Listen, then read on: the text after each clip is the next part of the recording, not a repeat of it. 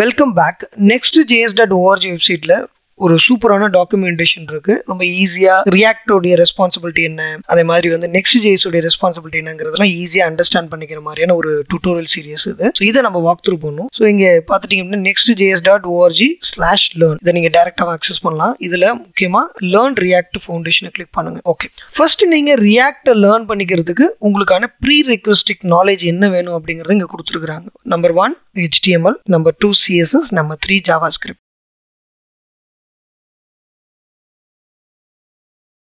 இதுல ரொம்ப ரொம்ப இம்பார்ட்டன்ட் என்ன அப்படின்னா JavaScript தான் நிறைய நாலேஜ் தேவைப்படும். நீங்க JavaScriptல எந்த அளவுக்கு ரொம்ப அட்வான்ஸ்டு கான்செப்ட், அதாவது மாடர்ன் JavaScript அப்படிங்கிற ஒரு விஷயத்த படிக்கிறீங்களோ அப்பதான் உங்களுக்கு ரியாக்ட் ஈஸியா புரியும்.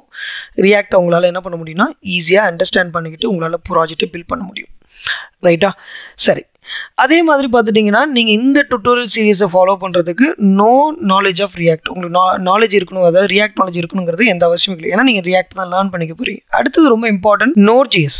ஸோ நீங்கள் வந்து ஒரு ப்ராஜெக்ட் கிரியேட் பண்ணுறதா இருக்கட்டும், இல்லை அதுக்கப்புறம் அந்த ப்ராஜெக்ட் ரிலேட்டடான ஏதாவது டிபெண்டன்சின்னு சொல்லக்கூடிய அடிஷ்னல் ஃபீச்சர் தேவைப்படும் போது நம்ம அந்த டிபெண்டன்சி இன்ஸ்டால் பண்ணுறதா இருக்கட்டும், இந்த Node.js, அதுக்கப்புறம் NPM நோட் பேக்கேஜ் மேனேஜர் தேவைப்படும். கண்டிப்பாக ஆப்ரேட்டிங் சிஸ்டம், அதுக்கப்புறம் VS Code. இப்போ நான் என்னுடைய லேப்டாப்பில் பார்த்துட்டிங்க அப்படின்னா நான் ஆல்ரெடி வந்து VS Code இன்ஸ்டால் பண்ணி வச்சிருக்கிறேன். இதில் நீங்கள் வந்து நோட் இருக்கான்னு செக் பண்ணணும். node-version npm-version. ரைட்டா? இப்படி நீங்கள் வந்து சர்ச் பண்ணலாம். அப்படி இல்லைன்னா நீங்கள் டேரெக்டாக என்ன பண்ணலாம், கமாண்ட் ப்ராம்ப்ட் போயிட்டு node-version npm-version.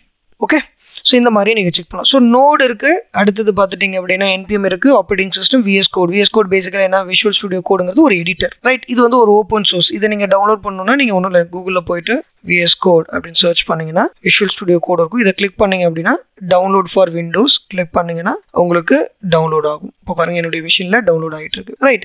இது தேவைன்னா நீங்கள் டவுன்லோட் பண்ணி நீங்கள் இன்ஸ்டால் பண்ணலாம். ஆல்ரெடி என்னோட மிஷினை நான் இன்ஸ்டால் பண்ணிட்டேன். ரைட்? இது வந்து ஒரு எடிட்டர். இல்லை இன்னும் ப்ரொஃபஷனலாக சொல்லணும் அப்படின்னா இது IDE இன்டெகிரேட்டட் டெவலப்மெண்ட் என்விரான்மெண்ட் அப்படின்னு சொல்லுவோம். ஓகே, சரி. அடுத்தது ஸ்டெப் வந்து about react and நெக்ஸ்ட்.js.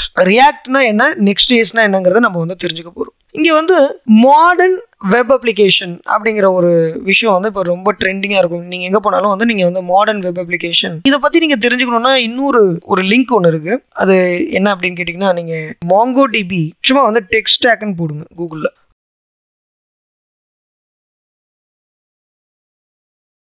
Okay, what is technology ஸ்டாக்னு சொல்லிட்டு ஒரு லிங்க் இருக்கும்.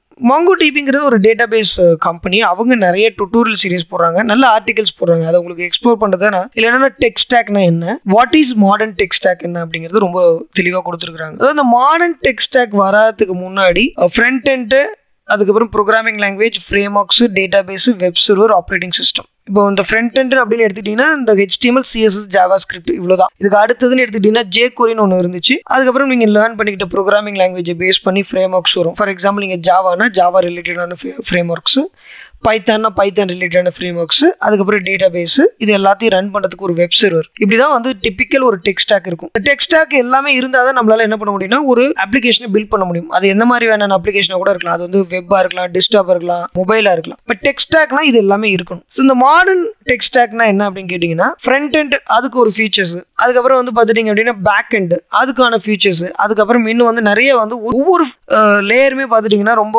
சாலிடாக அதுமாதிரி நிறைய ஃபீச்சர்ஸ் இருக்கும். ரொம்ப வந்து பார்த்துட்டிங்க அப்படின்னா வந்து ரொம்ப ஸ்பெசிஃபிக்காக அப்ளிகேஷனை குயிக்காக டெவலப் பண்ண முடியும், பெர்ஃபார்மன்ஸ் நல்லா இருக்கும், ஆப்டிமைஸ்டாக இருக்கும். இந்த மாதிரி நிறைய விஷயங்கள் வந்து இருக்கக்கூடிய ஒரு விஷயம் தான் மாடர்ன் டெக் ஸ்டாக்.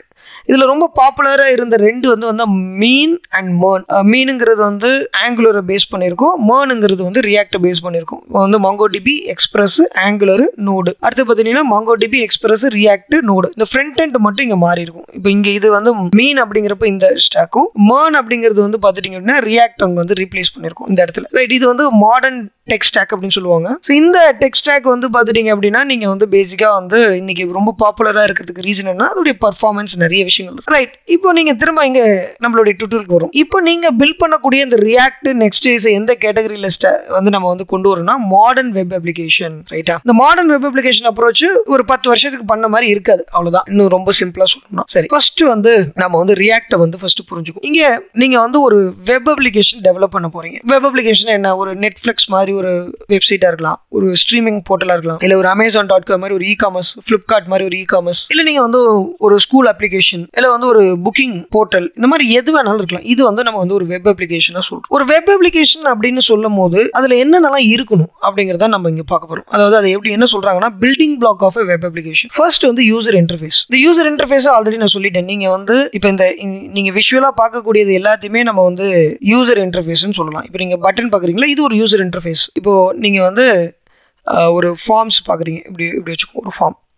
ஸோ இது வந்து ஒரு யூசர் இன்டர்ஃபேஸ். நீங்க என்னெல்லாம் பாக்குறீங்களோ இது எல்லாமே யூசர் இன்டர்ஃபேஸ் தான். ஒரு அப்ளிகேஷனுக்கு யூசர் இன்டர்ஃபேஸ் இல்லாம அந்த அப்ளிகேஷன் கூட ஒரு யூசரால இன்டராக்ட் பண்ணவே முடியாது. இப்போ இங்க ஒரு அப்ளிகேஷன் இருக்கு, இது ஒரு டேஷ்போர்டு. நான் லாக் அவுட் பண்ணணும், லாகின் பண்ணணும், இல்லை என்னுடைய ப்ரொஃபைல் பேஜை போய் பார்க்கணும், என்னுடைய செட்டிங் பேஜை பார்க்கணும். இது எல்லாத்துக்குமே யூசர் இன்டர்ஃபேஸ், யூசர் இன்டராக்ட் பண்ணக்கூடிய அந்த இன்டர்ஃபேஸ் இருக்கணும். அது மெனுவா இருக்கலாம், இல்ல ஒரு பட்டனா இருக்கலாம், அது எது வேணாலும் இருக்கலாம். ஸோ இது வந்து ரொம்ப ரொம்ப இம்பார்ட்டன்ட். அடுத்தது ரவுட்டிங். ரவுட்டிங்னா ஒண்ணுமே இல்லை, நேவிகேஷன். அதாவது நீங்க இந்த அப்ளிகேஷன் எடுத்துட்டீங்கன்னா, நான் இப்போ வந்து ஒரு பேஜ்ல இருக்கிறேன், இந்த பேஜ்ல இருந்து நான் இன்னொரு பேஜுக்கு நான் மூவ் ஆகுறேன்னா அது ரவுட்டிங். ரவுட்டர், இந்த டெர்மினாலஜி புரிஞ்சுக்கிட்டே ஈஸியா இருக்கும். ரவுட்டர்னா நீங்க ஒரு பேஜ்ல இருந்து இன்னொரு பேஜுக்கு போறதுக்கான ஃபீச்சர்ஸ் கொடுக்கிறதுக்கு ரவுட்டிங். இதை நீங்க இங்கே பாருங்க, how user navigate between different part of your application. இப்போ நீங்க ஒரு அப்ளிகேஷன் இருக்குன்னா அதுல வந்து டிஃபரெண்ட் ப்ரிவிலேஜஸ் இருக்கக்கூடிய விஷயங்கள் இருக்கும். அட்மின், அப்புறம் யூசர், அதுக்கப்புறம் சப் அட்மின், இந்த மாதிரி கேட்டகரிக்கெல்லாம் வந்து டிஃபரெண்ட் யூஆர்எல் ஜென்ரேட் பண்ணணும் அப்படின்னா எல்லாமே ரவுட்டிங்ல தான் வரும். இந்த கான்செப்ட் ரொம்ப ரொம்ப இம்பார்ட்டன்ட். அடுத்தது டேட்டா ஃபெச்சிங். அது என்ன டேட்டா ஃபெச்சிங் கேட்டீங்கன்னா, இப்போ நீங்க இங்க இந்த அப்ளிகேஷன்ல பார்க்கக்கூடிய இந்த லைவ் டேட்டாஸ் எல்லாமே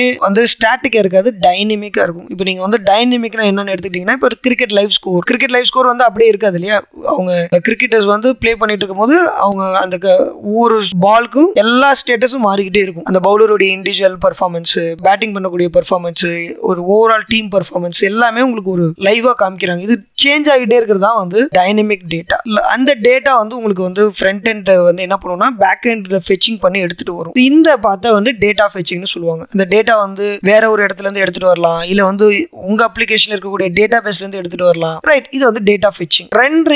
ரெண்டரிங்கிறது பேசிக்கா இந்த மாடர்ன் வெப் அப்ளிகேஷன் வந்ததுக்கு அப்புறம் இந்த வேர்ட் வந்து ரொம்ப பாப்புலர். இந்த ரெண்டரிங் ரெண்டு டைப்பா பிரிக்கலாம். ஒன்னு வந்து ஸ்டாட்டிக், இன்னொன்னு டைனமிக். ஸ்டாட்டிக்னா இப்போ சில கண்டென்ட் எல்லாம் வந்து ஒரு அப்ளிகேஷனா இதெல்லாம் பை டிஃபால்ட் லோட் ஆயிருக்கணும், இது ஸ்டாட்டிக்கா இருக்கும். டைனமிக்ங்கிறது சேஞ்ச் ஆகிட்டே இருக்குது. நான் ஏற்கனவே சொல்லியிருக்கேன் இல்லையா, கிரிக்கெட் லைவ் ஸ்கோர் மாதிரி. இப்போ ஒரு ஸ்டாக் மார்க்கெட் அப்ளிகேஷன் இருக்குன்னா அதுக்கான டேட்டா வந்து லைவா ரெண்டர் ஆகிட்டே இருக்குது. ஸோ ரெண்டு டைப்பா பிரிக்கிறாங்க. ஒன்று வந்து ஸ்டாட்டிக், அது வந்து இதெல்லாம் வந்து பை டிஃபால்ட் இப்போ ஒரு அப்ளிகேஷன் நீங்க ஓபன் பண்றேன் அப்படின்னா பை டிஃபால்ட்டா இருக்கக்கூடியது ஸ்டாட்டிக். ஆனா ஒரு குறிப்பிட்ட போர்ஷன்ல உள்ள டேட்டா மாறிக்கிட்டே இருக்குதுல, அது வந்து டைனமிக்கா இருக்கும். இல்ல வந்து நம்ம வந்து இன்டராக்ட் பண்ணும்போது இப்போ நீங்க இங்க பார்க்கக்கூடிய இந்த சோஷியல் மீடியாலாம் வந்து பாத்துட்டீங்கன்னா ஃபாலோவர்ஸ் வந்து இன்க்ரீஸ் ஆகிட்டே இருப்பாங்க. அப்ப இது சேஞ்ச் ஆகிட்டே இருக்கும், கமெண்ட்ஸ் கொடுத்துட்டே இருக்காங்க, அது சேஞ்ச் ஆகிட்டே இருக்கும். இது எல்லாமே டைனமிக்ல வரும். அதான் ரெண்டு டைப் ஆஃப் ரெண்டரிங்கா நம்ம பிரிச்சுக்கலாம். எல்லாமே நம்ம டைனமிக்காவும் தேவையில்ல, எல்லாமும் நம்ம ஸ்டாட்டிக்காவும் பெர்ஃபார்ம் பண்ண முடியாது. அடுத்தது இன்டெகிரேஷன். இன்னைக்கு டெவலப் பண்ணக்கூடிய அப்ளிகேஷன்ல இன்டெகிரேஷன் அப்படிங்கிறது ரொம்ப ரொம்ப இம்பார்ட்டன்ட். அது என்ன இன்டெகிரேஷன் தான், இப்போ நீங்க வந்து ஒரு இ-காமர்ஸ் வெப்சைட் ரெடி பண்ணிருக்கீங்க, நீங்க அது த்ரூவா நிறைய ப்ராடக்ட்டை வந்து சேல் பண்றீங்க, உங்களுக்கான பிசினஸ் அது.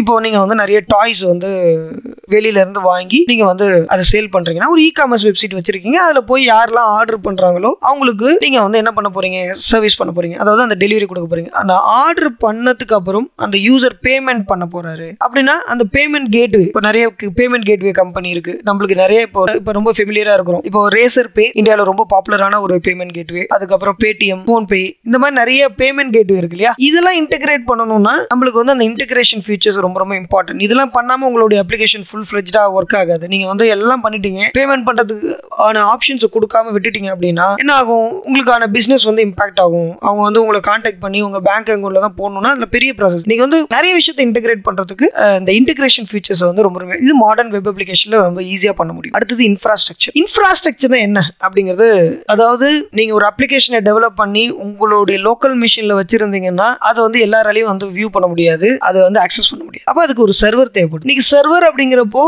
இன்னைக்கு நிறைய வந்து கிளவுடைய ஃபீச்சர்ஸை யூஸ் பண்றோம். கிளவுட்ல போயிட்டு நீங்க இன்ஃப்ராஸ்ட்ரக்சர் ஆஸ் எ சர்வீஸ், கிளவுட்ல வந்து நிறைய சர்வீசஸ் இருக்கு. Software as a service, platform as a service, function as a service இருக்கு. இப்போ உங்களுடைய அப்ளிகேஷனை நீங்க வந்து ஒரு இன்ஃப்ராஸ்ட்ரக்சர் சூஸ் பண்ணணும். அது வந்து கிளவுடா இருக்கலாம், இல்ல உங்களுடைய ஓன் சர்வரா இருக்கலாம். அது ரொம்ப ரொம்ப இம்பார்ட்டன்ட். அடுத்தது பர்ஃபார்மன்ஸ். நீங்க ஒரு அப்ளிகேஷனை டெவலப் பண்ணி அது ரொம்ப ஸ்லோவா இருந்துச்சு அப்படின்னா கண்டிப்பா யூசர் அதை விரும்ப மாட்டாங்க. இப்போ ஒரு ஹாட் ஸ்டார் இருக்கு, இப்போ நீங்க ஒரு முக்கியமான மேட்ச் இருக்கும் போது அந்த லைவா நீங்க அந்த ஹாட் ஸ்டார்ல கரெக்டா ஸ்ட்ரீமிங் பண்ணா மட்டும்தான் எல்லாரும் வந்து ஹாட் ஸ்டார்ல வந்து அடுத்தடுத்த மேட்ச் பார்ப்பாங்க. ஒரு இம்பார்ட்டன்ட் மேட்ச் 5 நிமிஷம் 10 நிமிஷம் டிலே இல்ல வந்து அப்பப்போ வந்து கரெக்டான ஒரு ஸ்ட்ரீமிங் ஆக மாட்டேதுன்னா கண்டிப்பா யாருமே அந்த ஹாட் ஸ்டார்க்குள்ள போக மாட்டாங்க இல்லையா?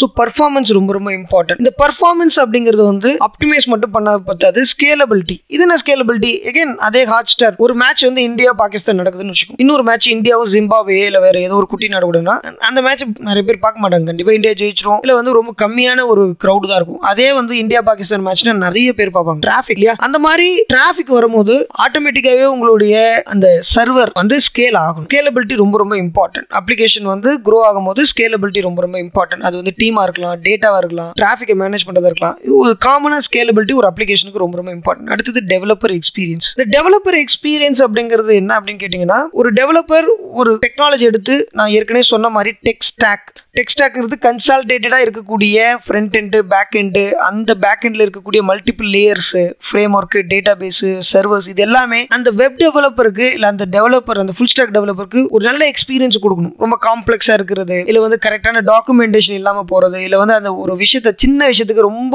அவங்க நிறைய நேரம் ஸ்பெண்ட் பண்ற மாதிரி விஷயங்கள்லாம் இல்லாம ரொம்ப ஈஸியா ஸ்மூத்தா அவங்களால அந்த அப்ளிகேஷனை மெயின்டைன் பண்ண முடியுது அப்படின்னா இதெல்லாம் வந்து ஒரு மாடர்ன் அப்ளிகேஷனுக்கு இருக்கக்கூடிய குவாலிட்டி. இப்போ ஒரு அப்ளிகேஷனை நீங்க டெவலப் பண்ண போறீங்க அப்படின்னா user interface, routing, data fetching, rendering, integration, infrastructure, performance, scalability, developer experience, இது எல்லாமே தேவைப்படுது. ரைட்டா? ஸோ இதுதான் building block of web application. இதுல யூசர் இன்டர்ஃபேஸ் அப்படிங்கிற ஒரு ஏரியாவை நம்ம அச்சீவ் பண்றதுக்கு தான் நாம ரியாக்ட் சூஸ் பண்றோம். ஸோ நெக்ஸ்ட் செக்ஷன்ல நம்ம ரியாக்ட்னா என்ன அப்படிங்கறத இன்னும் டீட்டெயிலா பார்க்கலாம்.